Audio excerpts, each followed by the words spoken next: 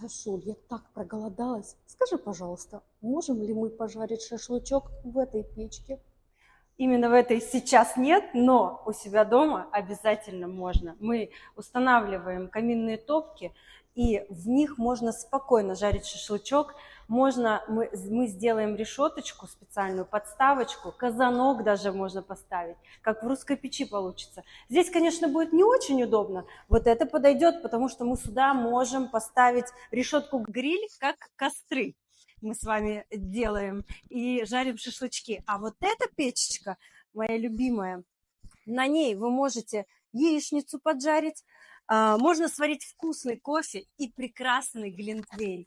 Также у нее вместимая, очень вместительная камера, и там можно также поставить решеточку и сделать шашлыки. А еще у нее есть сдольник, в котором можно запечь картошку с сальцем в фольге, как